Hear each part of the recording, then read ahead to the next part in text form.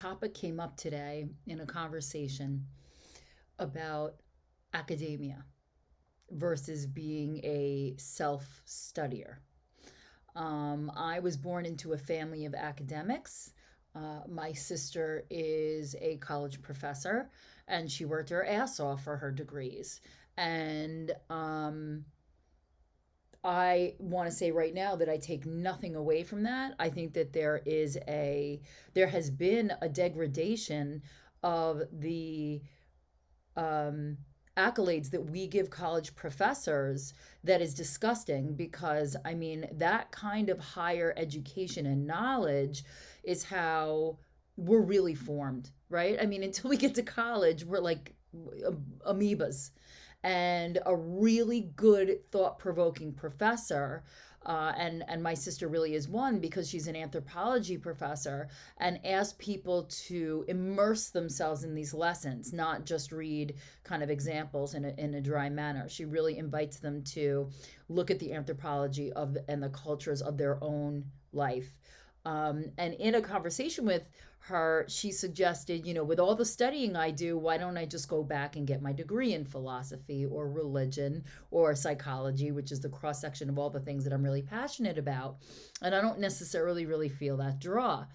And, I respect that within her field of academia, those things are necessary to prove rigor.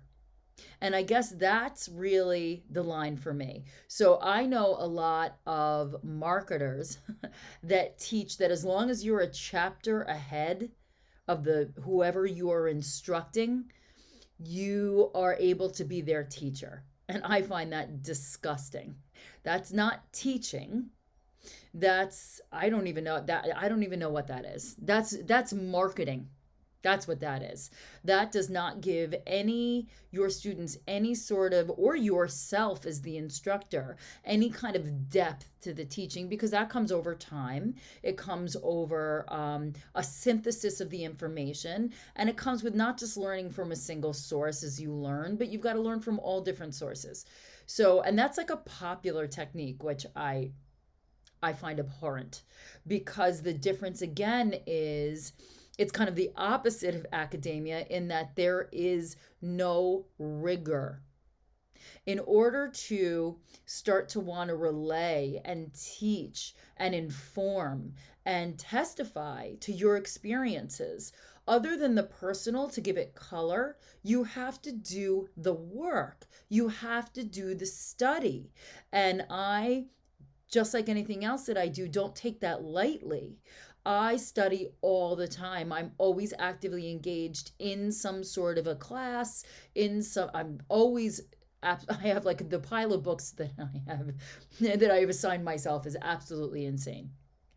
So I guess what I wanted to invite you to look at is what rings more true for you. Are you someone that is a self-knowledge seeker? It's kind of like my own hunger keeps me looking for, oh my God, this is the next book. And I have to say, in a series of really having faith, those synchronicities of what has been presented to me to read what at what exact time it couldn't have been more perfectly designed because it didn't come from this world.